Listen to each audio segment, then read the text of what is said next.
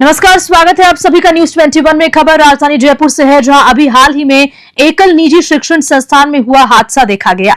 हालांकि गनीमत ये रही कि कोई जनहानि इस हादसे में अभी तक प्राप्त खबरों के हिसाब से नहीं हुई, लेकिन क्या शासन और प्रशासन इसी इंतजार में है कि हादसा हो, उसके बाद ये लोग अपनी कुंभकर्णीय नींद से जागेंगे और कार्रवाई के नाम फिर एक बार लीपापोती करके चले जाएंगे। और हमने एएन जेईएन सबको फोन कर दिया, पार्षद को कम से कम 100 बार फोन कर लिया। कोचिंग चल रही है, कोचिंग में बच्चे लोग नहीं जा पा रहे।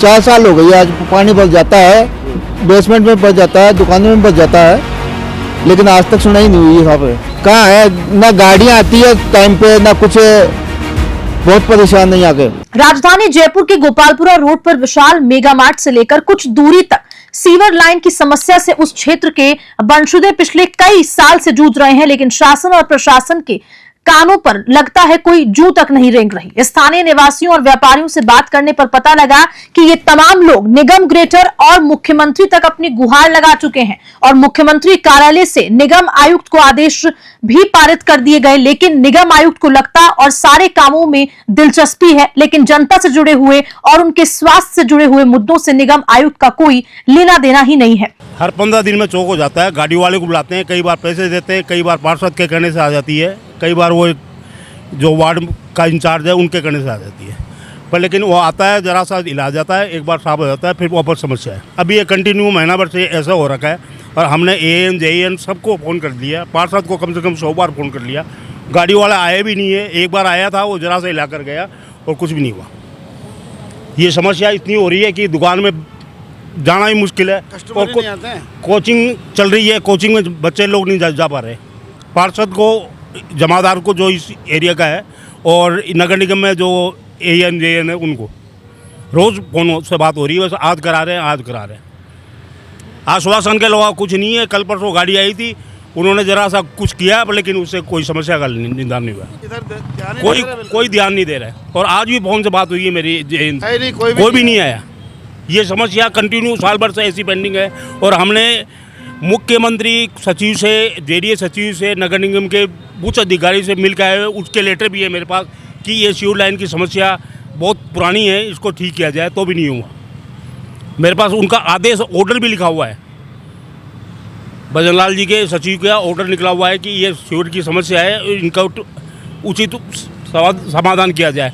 आश्वासन ये है कि बस फाइल चल रही है, या कभी बजट नहीं है, कभी क्या है, कभी क्या है। तो जैसा कि हमने आपको थोड़ी देर पहले एक नज़ारा दिखाया था एक व्यापारिक संस्थान का, जिसमें अंदर पानी भरा हुआ है, कम से कम 1 फीट तक का वो पानी है और लगातार कई साल से ये जो लाइन यहाँ से जा रही है, इस लाइन के ऊपर जो भी दुकानें बनी हुई है, तमाम लोग कई बार शिकायत कर चुके हैं, लेकिन उसके बाद भी एक खाना पूर्ति सी कार्रवाई हो जाती है, उसके बाद में सीवर वैसा का वैसा वापस भर जाता है। हमारे साथ यहाँ के स्थानीय निवासी मौजूद हैं।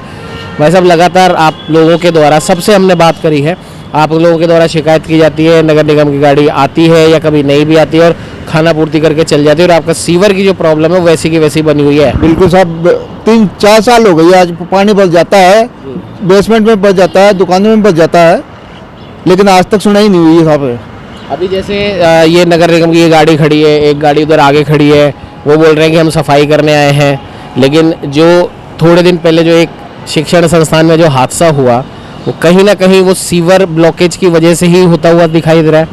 ये तो लग रहा है ऐसा ही है, तो गैस तो काहे की हो सकती है, सीवर की हो सकती है गैस तो अब जैसे नगर निगम ग्रेटर का ये काम है ना, और व्यापार मंडल जो आपका यहाँ पर है, उन लोगों ने लेटर भी कई बार दिया है, मुख्यमंत्री तक पहुँचाया है, यहाँ फोटो तक वो वीडियो बना के भेजा है, लेकिन कुछ सुनाई नहीं होती है।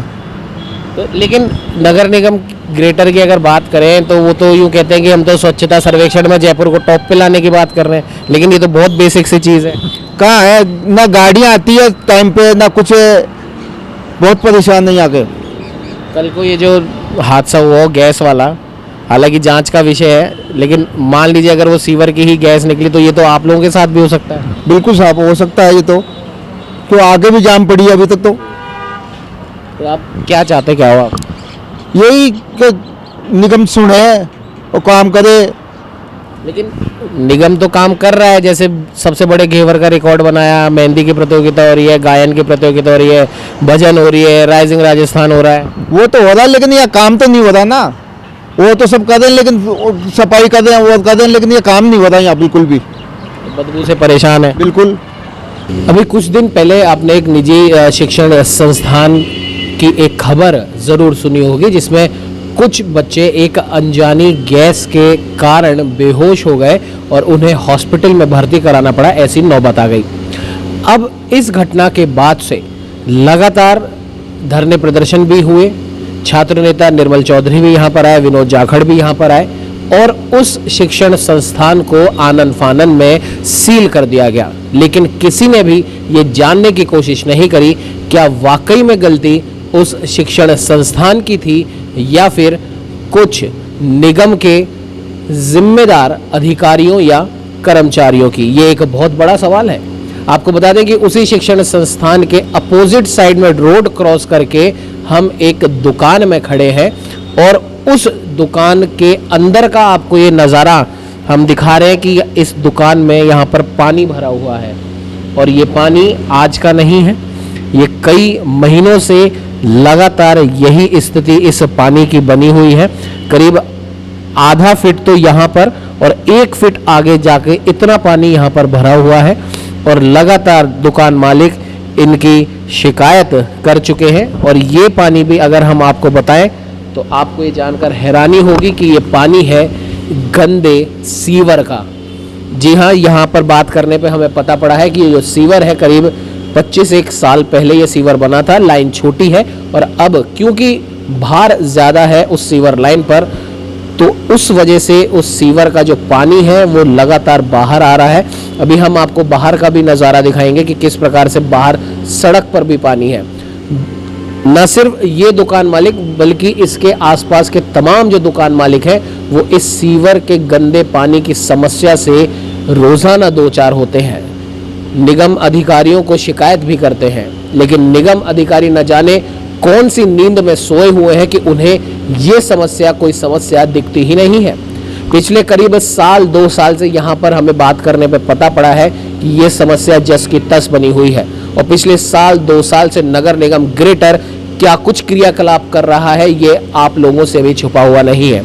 कभी सबसे बड़े घेवर का रिकॉर्ड बनाया जाता है, कभी मेहंदी प्रतियोगिता कराई जाती है, कभी भजन का आयोजन किया जाता है और कभी कुछ तो कभी कुछ। लेकिन स्वच्छता सर्वेक्षण के नाम पर और लोगों की बेसिक साफ सफाई के नाम पर निगम ने क्या कुछ करा ये आपके सामने ये तस्वीर दिखा रही है। पिछले फाइनेंशियल ईयर की अगर हम बात करें तो उससे कहीं ज़्यादा राजस्व इस फाइनेंशियल ईयर में यानी कि अप्रैल 2024 की अगर हम बात करें तो करीब 80 करोड़ से ज़्यादा का राजस्व नगर निगम ग्रेटर को प्राप्त हुआ है, जो पिछले साल की तुलना में कहीं ज़्यादा है। तो आखिरकार ये पैसा जनता की गाड़ी कमाई का पैसा क्या सिर्फ इन रिकॉर्ड बनाने में ही लगा रहेगा या फिर जिस काम के लिए नगर निगम ग्रेटर बना है, जिस काम के लिए निगम की पहली प्राथमिकता होनी चाहिए वो काम भी करेगा।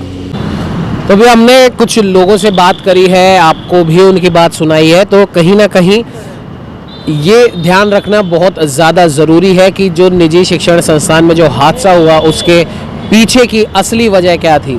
क्या सिर्फ उस शिक्षण संस्थान पे ताला लगा देने मात्र से या उसको सील कर देने मात्र से निगम के जो अधिकार हैं, जो उनको साफ सफाई का ध्यान रखना है, सीवर दुरुस्त हो उसका ध्यान रखना है, क्या वो उनसे बच पाएगा?